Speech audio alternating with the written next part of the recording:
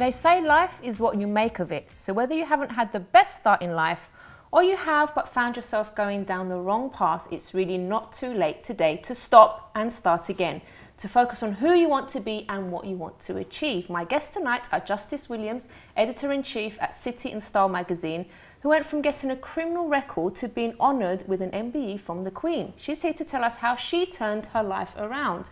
And we also have founder of Ura Star Enterprise, Witness, who's here to talk about how he uplifts and educates young people to reach their goals with his music, and he'll also be performing for us later on. Unfortunately, Chris Brown isn't with us today because he's a bit sick. So hello, Chris. I hope you're watching, and we wish you the best and to get well very soon. Now, if you want to get involved in the program and you want to send an email, you can do so at chris@chrissybshow.tv. Do you have your own story of transformation to tell us? Do email us. But first, let's welcome Justice Williams. Hi, darling. How are you? Hi, I'm good, thank you. So good to have you on. Thanks for having me. Now, you've got a really powerful story, haven't you? Yeah, some say. You've been through a lot in life. Just a little. Let's start with your childhood first of all, because Sure. how was your childhood? Was it a happy one? Was it good? Yeah, it was very happy. Family was pretty strict. My dad was pretty strict. We had a kind of strict upbringing, focused very much on getting an education and trying mine was like that too. Yeah, get a really good job in life. So yeah, really good. Lived in a predominantly affluent middle class suburb in Harborne, in Birmingham. So yeah, it was a good childhood. So you had fun and everything. You had good memories. Good memories. Lots of playing outside, doing lots of little adventures with my brothers and sisters. So. How many did you have, siblings? Well, back then I had 5 siblings, and now I've got 19. Wow. Okay, I won't ask. My gosh, a big family. Yeah, just a little bit. Yeah. Then. So then, how about your teenage years and stuff? How were things after Teenagers. My parents got divorced when I was 10. And then my dad went to Europe to work for a few years, and I've actually got 4 brothers and sisters who were born and live out in Holland. And then I lived with my mum in the same family house in Harborne, and then when he came back to the UK, he came back into the household. They got along, and then we basically chose which parent we wanted to go live with. At that time, really hard. I mean, it was a choice, but we all kind of all split different ways. So the mummy's girls and boys went with mummy, and I wanted to go with my dad. Daddy's girl. So yeah, but he was so strict. Oh. So by the time, I mean, I think I lived with him when I was from 14, and then when I was 17, I left his house at 4 o'clock in the morning, packed my stuff and moved to my mum's. Oh my gosh, really? So yeah, and we didn't talk for a little while. But how did the split affect you though? Was that quite hard for you at the time? It wasn't really. I think I benefited from the fact of growing up in a 2-parent household, and then I was of an age when I kind of understood a bit more. Okay. And when I was 10, probably 6 months after, my mum took us to Holland to spend time with our dad and stuff. And he was always in contact with us and always in our lives. So we just got on with it. I think because we had loads of brothers and sisters. Yeah. And our mum gave us everything that she possibly could give us. We just got on with life. It was hard at the time because of the circumstances surrounding it, but we just got on with it. I think made the best of the situation, I suppose. So you ran away from dad at what age? 14. 14. Ran away from dad at 14. I wanted to do that so many times I know. too. It's funny because, I know he'll probably kill me for saying it, but it's funny because after I left, then my sister left like 3 months later. She made a quick exit. I think my brother was the last one, last man standing. But yeah, we moved back to our mums because, mums, Softer. Yes. Get around them easier, right? Yeah, but she was living in a 2-bedroom flat at that time, and my dad had the 4-bedroom house. Was this in Holland as well? Or was this No, this is in England. And what happened then was my sister got pregnant. She was 21.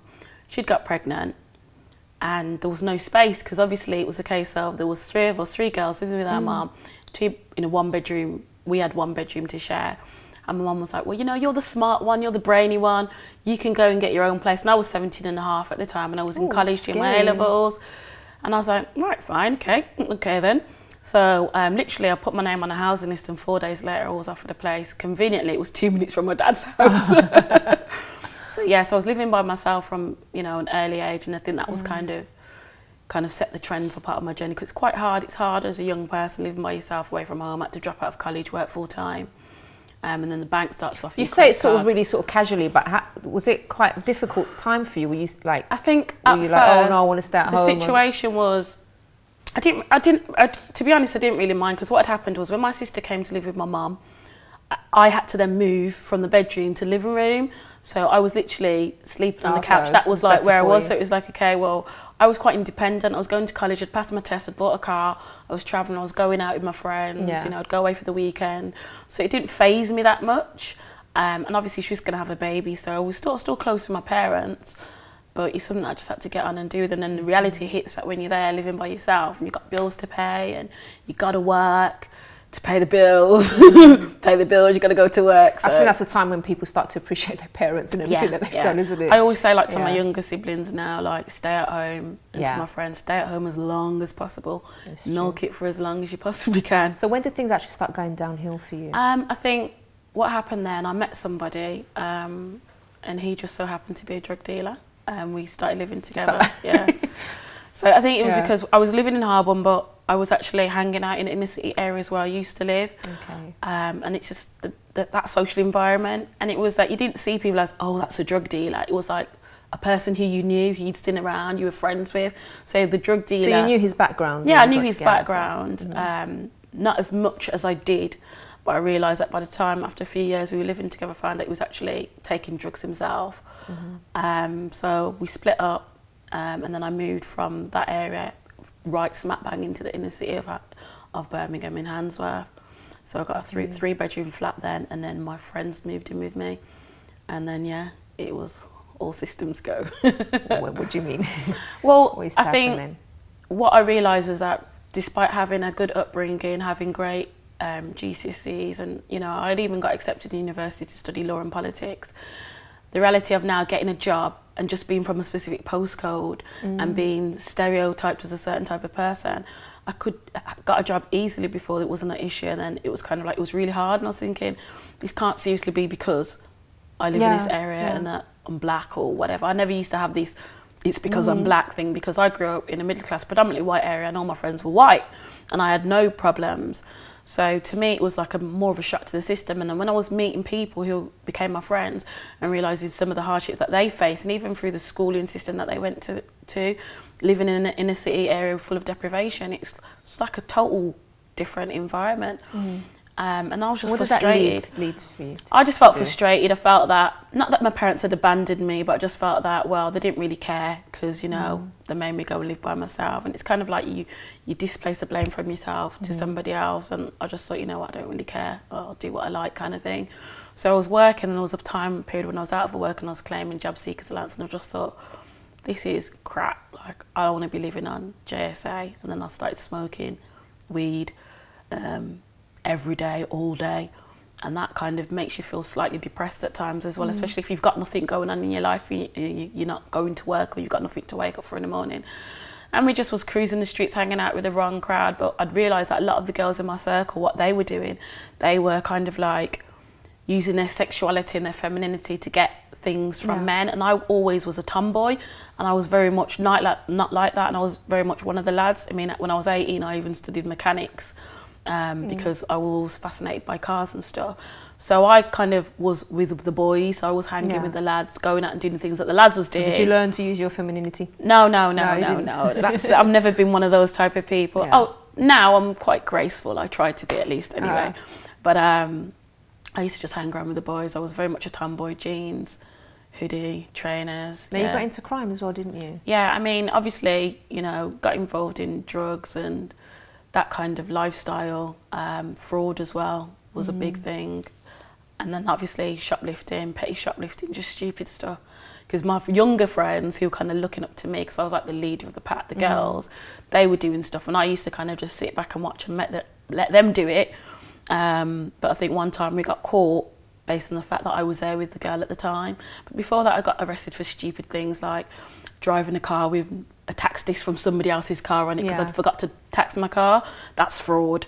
Having a bit of weed in my back pocket, driving a car, an expensive car, looking like a young girl driving a big car, getting stopped, car smells of weed, getting arrested for that. So like little stupid things, and they just build up. You actually went to prison for, was it 15 days as well? Days, and that's when the actual turnaround happened for you, wasn't it? Yeah, I think it was the beginning, kind of, I think my turnaround really happened when I came out, but while I was in there, we'll save that for after the break though, because we're going to go to a quick break. So we're going to, the time flies on this show, doesn't it? So you're going to tell us how you changed your life right now, and actually what what's happened since then, because Sure, loads definitely. have happened, hasn't it? Yeah, I try and and keep also it. we're going to be joined we're going to be joined by witnesses, or who's going to be telling us his story too. So join us after this.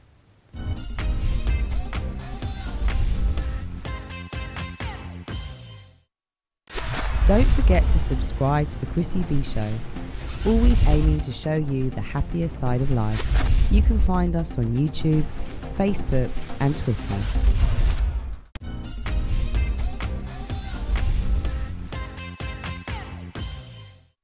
Welcome back. Now we also have another special guest with us, which is Witness over here. But first, to introduce him, let's take a look at this video.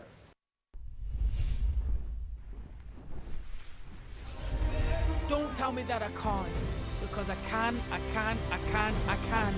When I stand on the stage, you know I am the man. Don't let them kill you with bad energy. They told me I could never be.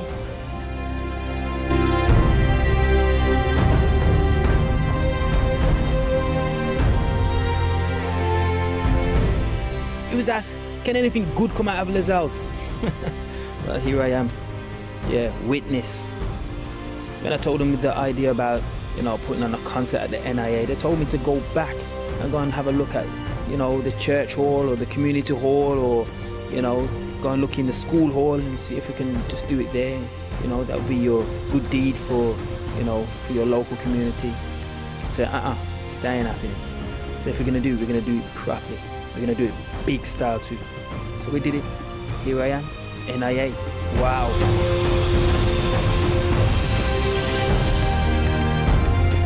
You are a star. Told them I'm a star. Told them you are a star. It's time to be a star. Let's do this.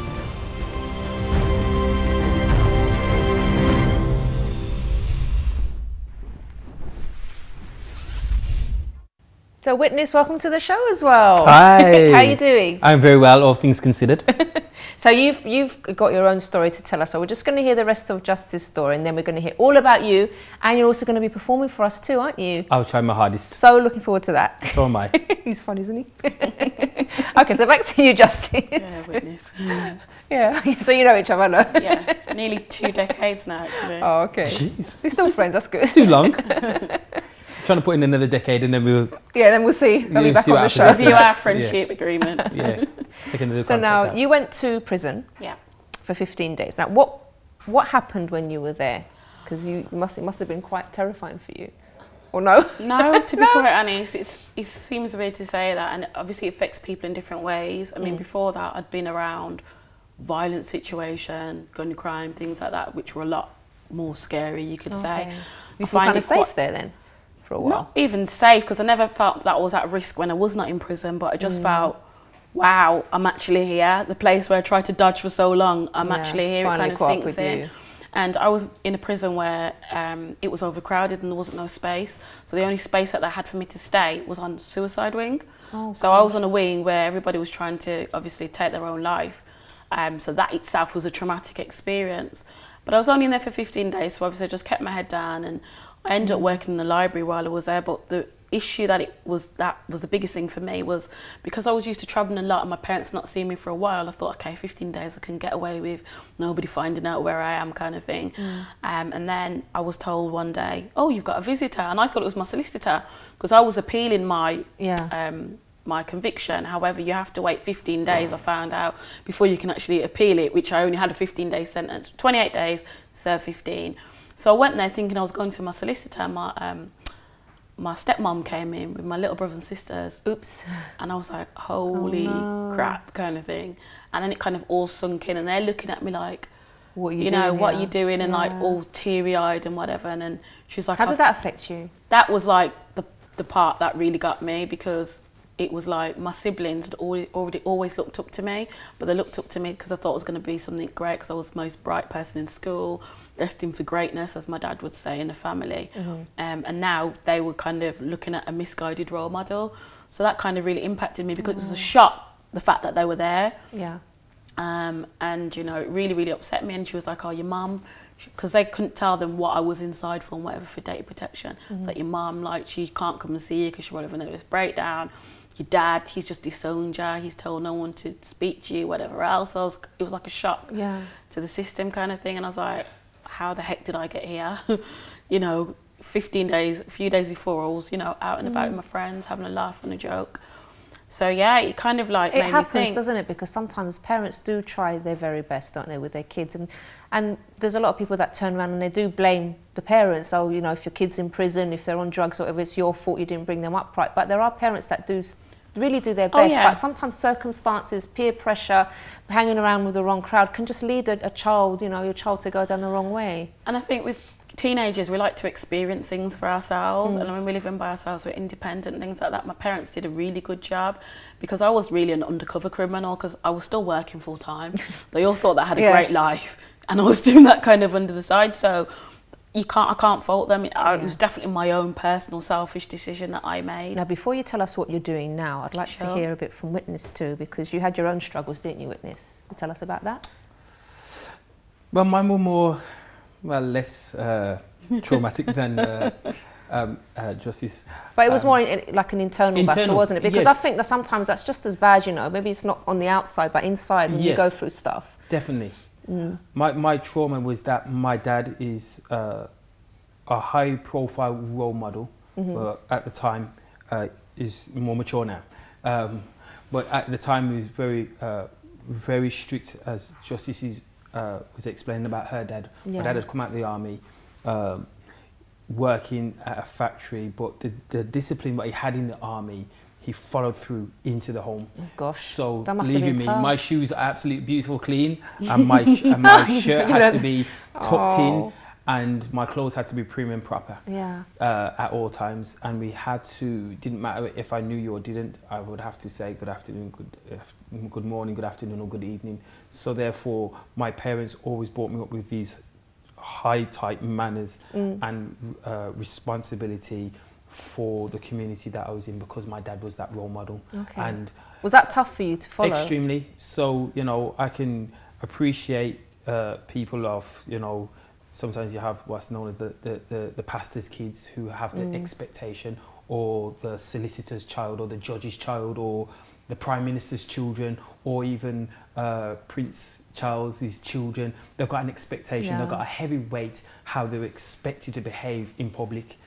That's a lot of pressure on someone, a lot of pressure, and especially when you're growing up in an area that my dad was not only a community leader, but also a social worker as well. So he knew people's personal business. So therefore, because he knew their business, the information that my friends thought that I knew their business, although I didn't, because my dad didn't discuss it, but just the very perception in them distanced themselves. So it was hard to make friends as well? So broken attachments was the king of my heart at that time, making me kind of like a very introverted person, but extroverted in terms of like, okay, I have a great imagination, because I had to learn how to create things out of nothing. And I am one of five children, so therefore money wasn't the order of the day neither. So you know, instead of having Nike, we have Nick, and Adidas 3 stripes, you know, and stuff like that. So therefore, you know, and then I was gracious enough, or thankful enough, that I was the oldest male. So therefore, my clothes wasn't passed me down. You had the first ones, and then you. Although my sister would pass her jumpers onto me, but that was neither there or there.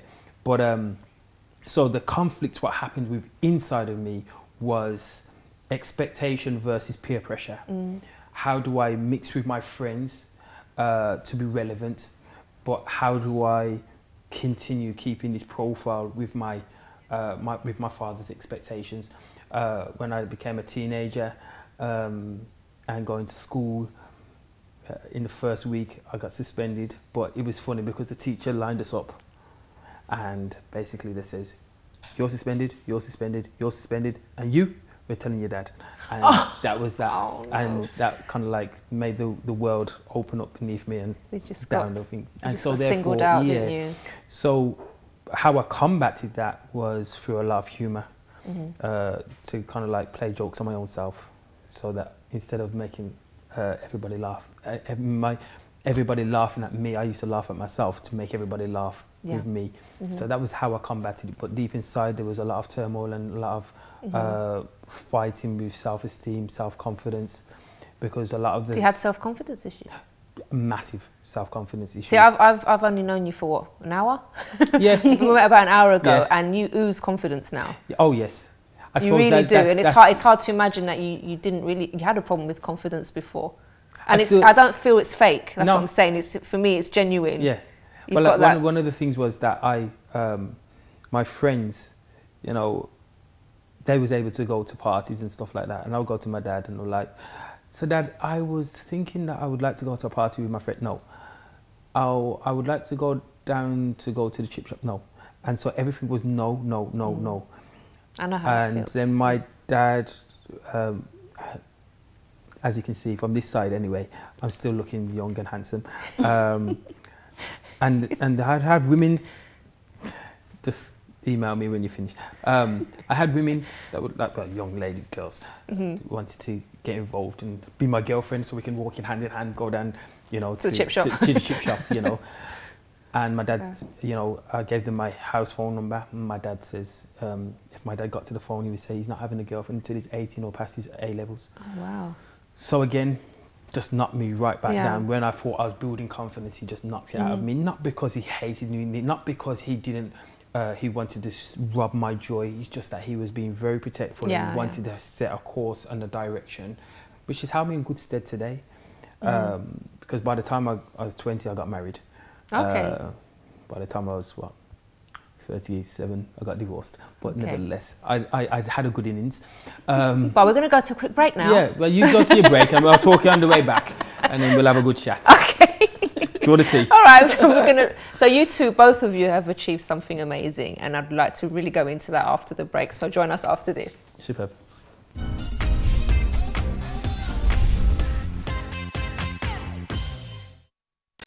Don't forget to subscribe to the Chrissy B Show, always aiming to show you the happier side of life. You can find us on YouTube, Facebook and Twitter.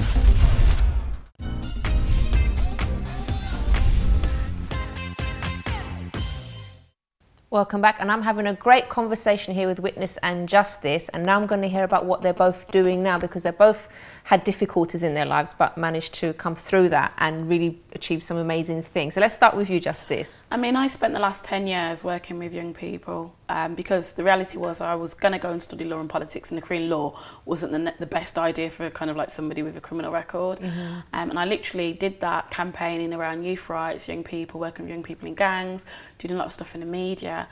And I decided to start my own magazine to kind of raise the aspirations of young people, in particular young women, to provide a positive platform to show that, hey, there are young people out there that are doing good things, because we always focus on the negative, and the media as a whole always kind of paints young people in a bad light. Yeah, which kind of fuels things. Fuels the stereotype. And for me, I went back to college, done my teacher's training, developed my own business startup program, and helped inner city young people start their own business. And I did that pretty well for a good few years.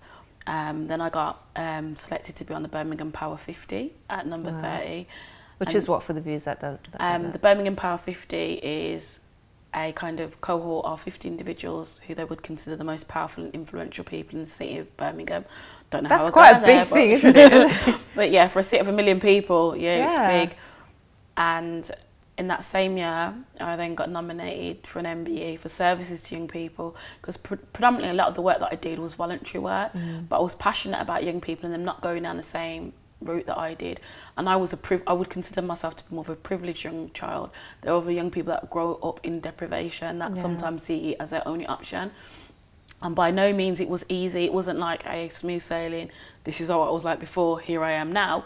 It was hard work, a lot of hard work, you know, blood, sweat and tears, literally. But I think that if you've got self-determination and you believe in yourself, you can do anything that you want to do. And that belief in yourself actually got you to meet the Queen. Shall we take a look at this clip? Justice Williams for services to young people in Birmingham. Wow. Wow. And that was a very quick clip, but Yeah. she met the Queen. Okay, we're sorry. So yeah. So how did you feel that day? Well, it must have been wow. Yeah, it was a bit surreal, to be quite honest, because they said, oh, she's probably not going to talk to you, just shake her hand, walk back out, curtsy. She grabbed my hand like really, really hard, and she's like, Justice Williams, I heard you've turned your life around. And I'm like, okay. and she's like, tell me more. And I was like, tell you more. So she really was going to have a proper conversation with me. And I just kind of like said, yeah, I used to be naughty, now I'm good. And she goes, good, keep up the good work. I know, and I was like, oh my gosh, why did you say that? I know. But you know, when you put on the spot and it's the Queen. You're not expecting it. So yeah, and then after that I got nominated and I won Cosmopolitan Magazine's Most Inspirational Woman of the Year. Wow. And then a Red Magazine Award. Your parents must have been so proud of you. Yeah. So after 7 years after, yeah, they were kind of proud. My mum was anyway, because she got to come to Buckingham Palace and sit on the second row, wear her hat, see the Queen. Yeah. She couldn't take no pictures with her, but hey. But she was there. She's outside. Oh, yeah. bless. And there's Whitney's. Yeah. Oh, Whitney's came along and he's like, where's Wally? Everywhere, don't you? I just so happened to be there. Yeah. Chill out with the Queen. At the palace, yeah. Yes. So yeah, and it led to a few trips to 10 Downing Street to meet the Prime Minister's wife. Yeah. Meet the Prime Minister himself, be involved in stuff around Women's International Day, and do a lot of stuff now around young women and leadership, and just engaging with young women and providing that kind of positive role model. How do you feel today about your life? Happy and content. I mean, shortly after I got my MBA, I got pregnant and had my son in 2010, and like he's like the centre of my world. So I kind of now know what it feels like to be a parent and how parents feel that how they want their children to turn out. So it feels great. It's still a lot of hard work, and I'm juggling motherhood, business, working, and everything else, and just life in general. Yeah, I think you got to, life is what you make, and I certainly believe in that saying, and it's never going to be easy, but as long as you push through and have self-confidence. There were times when my confidence was knocked as well, but I had to kind of push myself, because people said, you've got a criminal record, you'll never get anywhere, you'll never get a job, you'll never do anything. So I said, okay, a job's not for me, I'll start my own business That's instead. just proof that anyone can start again, isn't it? Yeah, definitely. And like, some people say, look, I've done too many bad things in my life, I've got a criminal record, I can't do anything, I might as well just carry on doing what I was doing. But that's not true. You can change, anyone can change their life around if you're determined and you have that, that confidence in yourself. And even if you don't, you can get help for that as well. There's people that can mentor you, that can help you to get that confidence in yourself. And someone that doesn't lack confidence now, Witness, tell us what you're doing now. Oh. And what you started. Tell us about You Are a Star. You Are a Star. Well, basically, in the quickest way possible, I was contacted by the BBC in 2003, and they asked me to go into some schools after the shootings that took place in Birmingham, wherein 4 young ladies got shot. And I was commissioned to go into some schools and to work with young people around writing positive lyrics. So I did that, and in 2004 I was headhunted by West Midlands Police to help look at addressing young people on the dangers of joining gangs and carrying dangerous weapons. Ended up becoming a youth consultant for them and leading on their campaigns around guns and gangs, knife crime, internet safety, making healthy choices and stuff like that. From there, I wrote an album called Foundations for Life, which I launched at the NEC for 25,000 people. What was that like? Days. That was easy. A breeze. That was wonderful. Basically, because before that I was actually traveling the world as a music artist. So the smallest crowd I did was like 5, and then the biggest crowd I did was 125,000 people. Oh, so so kind of like open for the Conservative Party when they did their conferences twice. Performed and done high profile stuff for Barclays Bank and people like that. So pretty much done the whole board of kind of like where there's an artist to be an artist. I have been that artist. Work a lot in prisons, youth offending services, schools across the country, different parts of the world, supported and still do orphanages in Kenya and Africa and places like that. So that's what I've been doing. So what I was doing is like selling my album and then taking a percentage of the money and sending it off to less fortunate people, and then giving my album away into prisons so that people had positive songs to listen to. So I was consultant for West Midlands Police, the NHS, Mental Health Trust, Home Office, and so on and so forth, around issues relating young people's issues, basically. Well, not young people's issues per se, people's human behaviours issues, you know, which kind of like, when they kept on coming to me and asking me to write a song around, could you write a song about gang crime, gun crime? I'm like, okay, there's a song. Oh, could you write a song about respect? Oh, there you go. And then I started getting fed up and I was like, you keep on asking me to write songs what are just telling young people that they should stay away, not do this, not do that. I says, this song is called Ura Star. Now if we can change the way people, well, my concept is change your belief, I can change your behaviour. So therefore, in that respect now, if I can get young people to start listening to this song, that you are a star, that means, wow, I am a star. It's more aspirational, it's more uplifting, it's more something that I can achieve to, as opposed to I can't get into that. Now, because I'm a star, I don't want to get involved in knife crime. Because I'm a star, I don't want to be involved in teenage pregnancy and internet safety. And I'm going to look about my internet safety. That's such a great way of seeing things, isn't it? And changing. So it started as a song. Yeah. And then I says, well, that's a bit too easy. I'm an artist. And all good artists need to do a tour. So I did a massive school tour. And that was very successful. Papers, newspaper, television, radio, the whole 9 yards. So that's still easy. Every great artist needs to do an arena. So I looked at what you've seen on the telly earlier, the NIA, which is just notorious or famous, infamous for artists such as Jay-Z, Rihanna and all the rest of them people. And I says, well, I'm from Birmingham and I've never seen nobody from Birmingham do a show in that place, but I'm going to do it. So you've already had that vision in your mind of what you wanted, because you have to see it first. Yes, and then I have this concept that if what you saw is not what you see, then what you see can only be temporary. Because your vision is way out in the future, and your vision is just pictures. Your vision is a pictures that you can see in the future, and you're like, yes, I'm going to aspire to be that. So when you open your eyes and you're like, but I'm just here on this couch, then this must be temporary. So therefore, justice. I mean, witness. It's a break time. A break already? Yeah. Listen, but when you come back after the break, we're going to talk more about this, because I find this very, very interesting, and you're going to perform for us as well. I'm going to, Yes. All right. So join us after this.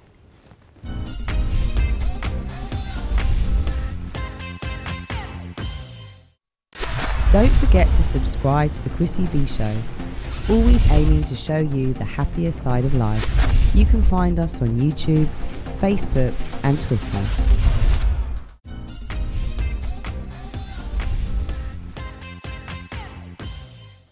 Now very shortly we are going to be seeing Witness performing, but first of all, you were in mid-flow and we had to cut you off, didn't we? Because you were talking about something really important. Yes. Do you remember what it was? It was if what you saw is not what you see, then what you see can only be temporary. You know, sometimes we need to use our imagination. I have a good number of clients, and you know, some of them suffer with lots of low self-esteem and stuff like that. You know, and they say, I would never make it. I can't do it. I'm not like you, Witness. I can't do that so easy. But you weren't always like this. That's the point, weren't you? You didn't have confidence before. You know, one of the most amazing things is the power of your imagination. So I get them to close their eyes, and I get them to dream about something or think about something. Then I say, open your eyes, and where are you? Oh, I'm right here. So there you go. But in that space of 30 seconds, you was anywhere you wanted to be. So let's put a plan to that. What's the first thing you saw, and get them to write a detailed plan.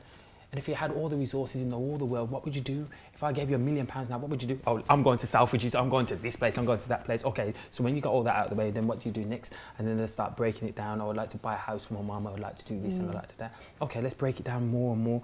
But obviously because of time we can't even get into that, but never mind.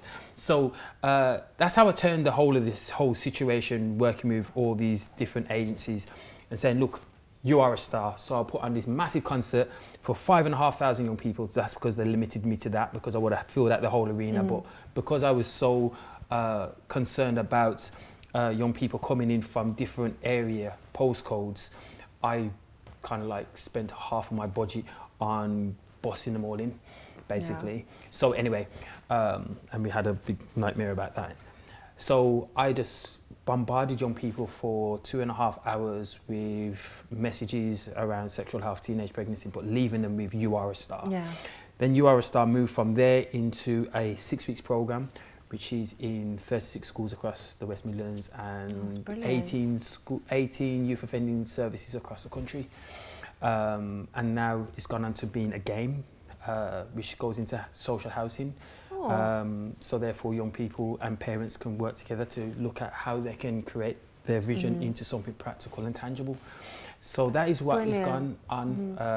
And then I pressed pause, went to going to university, studying business psychology, and at the moment I'm developing a drink, which is an amazing drink. Some of the people will taste it very soon. Yes, called You Are a Star. Yeah, You Are a Star. And then from there, I'm also writing a book called Foundations for Life, which is off the back of the album.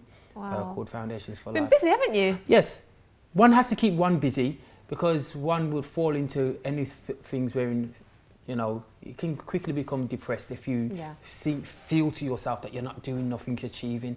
You know, there's two ways to look at life. You can either look at it and say, okay, I'm not doing nothing, or have a perception that I am doing something, even if it's only a little thing. I think it's really important what you're talking about with the imagination, because there's a lot of people that it's like they're scared to even think about the future. They're scared because they think they're going to be disappointed, and they're not going to be able to achieve what they really want to achieve. So they think, I'm not even going to think about it. I'm not going to set my hopes high, because I'm not going to be able to get there. But you can get there. But you know, when you heard Justice talking about, you know, going into her little spell in prison and stuff like that, you know, there's two ways that she could look at it. She could have looked at it and says, you know what, nobody's going to ever employ me again, and forget it, and I'm going to be a drug dealer or a drug seller. And she said, you know what, just the power of imagination and the power of planning just showed you that, you know what, I'm not going to look at it like this, I'm going to look at it like this from this perception. You know, and just in closing, you know, there was We've got a 30 story seconds before your performance. Okay, a 30-second story was like this. You know, there's two people, two families, two mothers wanting to go off to a picnic, and one planned for the same day, same time and everything. The rain fell. One mum says, look, it's raining outside, picnic cancelled. But the other mother says, you know what, trust the British weather. Come on, we're having the picnic indoors. Oh. Same thing, but two ways of looking at it. And that's what kind of like we've done pretty much. Excellent. Turn our sorrows into joy and change the whole world. That's brilliant. Justice, any last words for maybe viewers? You don't want to add anything. Yeah, I mean, for me, it's just literally, you know, I think the power is in your imagination and believing in yourself and just believing and dreaming, and that's so important. And it doesn't matter, you know, you can map out your life and think success is a destination, but it's a journey. And no matter which left or road or right turn you take or avenue you go down, even if you go down a dead end, you can always turn around in that dead end and get back on your route. And it's about forgiveness as well. Yeah, you know what, the most important thing is to forgive yourself. Forgiving yourself. Because if you don't forgive yourself, it's then true, you know what, you've got so much outside people bombarding you and saying, I don't like you, I don't like because you're this, because you're that, because you're etc. But you know what? Forgiving yourself. You know what? Boy, if I can forgive myself, then, you know, you can achieve anything. You can achieve anything. And you know what as well, even if if you think no one believes in you, we believe in you. That's why we're doing this show. That's why I have this show. That's why I bring on inspirational guests like this, because there are people that do believe in you, and we love to hear from you as well. So if you ever want to contact us and tell us your story, you can do so on Chris at chriscbshow.tv. Willis, do you want to come off and like get ready for your performance? I'm going to take off my jacket. I'm going to leave on my hat. Just go over that side. I had a bad hair day. Yeah, but all right. So you're just going to get ready while I wrap up the show. You can walk across. Don't worry. You can walk across the camera. Okay. So it's just going to get ready. So thank you so much for sharing your story. I think it's brilliant what you're doing, and all the best for the future. Do keep in touch and let us know how everything's going. Brilliant. Okay, so are we ready for the performance by Witness? Let's go straight to it. And also the Chrissy B Show, we're back on Wednesday. So bye for now and enjoy the performance. I'm telling you're a star, no matter who you are. I'm telling you're a star, no matter where you are. Run and tell your neighbor that you're a star. Run and tell your friends that you're a star. Lift up your head, cause you know you're a star. You're above, not beneath, you're an overcomer. Yes, you're a star, yes, you're a star. Yes, you are a star. No matter who you are, you're the shining star. You could be fat, could be slim, you're still that star. You could be pretty, could be ugly, you're still that star. Smart, could be tall, rich or poor. No matter what color, you're the shining star. You could be blind, could be simple, suffer with cancer. Could find out how to learn how this lecture. I couldn't care less, you're still that star. So look star, small star, just be proud of who you are. Above and not beneath, you're that overcomer.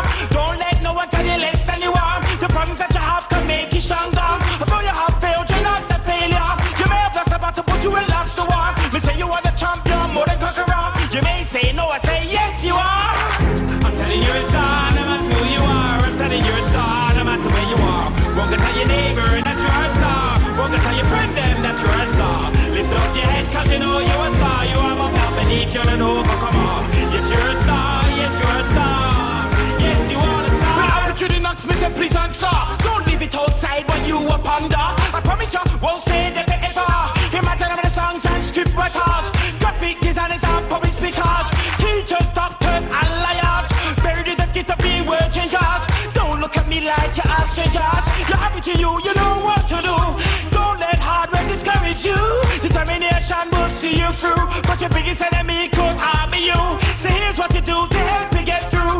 Find people who believe in you, root for you, tell you the truth, so you produce the proof and then raise all the roof. Why? I'm telling you a star, no matter who you are. I'm telling you a star, no matter where you are. Walk and tell your neighbor that you're a star. Walk and tell your friend them that you're a star. Lift up your head cause you know you're a star. You are up now beneath you and overcomer. Yes, you're a star, yes, you're a star. Yes, you are a star. Don't let your kids start taking ya. Somewhere you carry talk can't even keep ya. Ladies, words of life, start to mold ya. Because the future, the cool on the savior. So, love and accept the Kevin, accept the setup for the money, work the time, accept the stress yourself and look after your mental health. Your mind is your own, you have to look after it. Just like your stomach, you have to feed it. Just like your body, you have to train it. Keep it clean and don't pollute it. If you're feeling depressed, go on and share it. Don't keep it like a bottle with pressure, you know. Cause too much pressure will bring stress to it. And such about the pressure will end up break it. This a witness and me a target. Now it's your time, so go and walk it. I'm telling you a star, no matter who you are. I'm telling you a star.